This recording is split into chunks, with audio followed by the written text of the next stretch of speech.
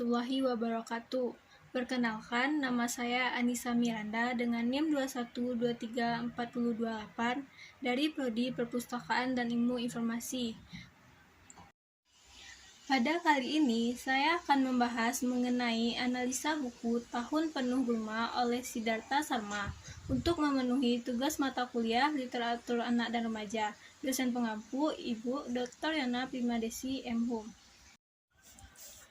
Buku yang berjudul Tahun Penuh Gulma ini ditulis oleh Siddhartha Sarma. Buku ini terbit tahun 2018 yang terdiri dari 248 halaman. Bukan hal lain, isu paling dominan yang ditawarkan Tahun Penuh Gulma adalah konflik agraria. Lebih spesifik lagi, persoalan tersebut melibatkan masyarakat adat suku Gondi di negara bagian Odisha, India.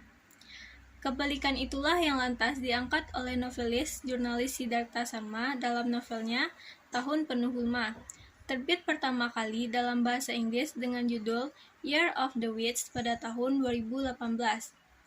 Novel ini langsung menyita banyak perhatian publik, dianggap mengangkat persoalan serius yang tak kunjung usai.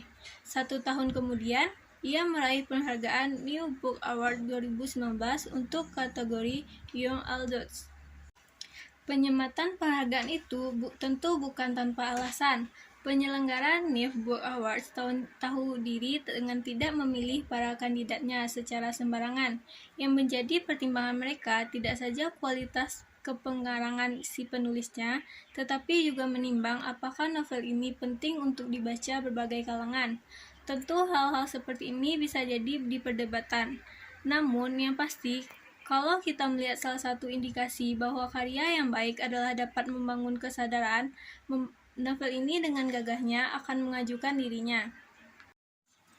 Meski diterbitkan sebagai novel remaja, buku ini perlu dibaca oleh semua orang. Kenapa? Karena konflik agraria masih menjadi persoalan yang jamak didapati di negara-negara dunia ketiga. Di dalam negeri sendiri, sengkarut antara masyarakat, tanah yang mereka tinggali, dan pemerintah atau perusahaan tertentu lebih sering menuai keuntungan sebelah pihak saja.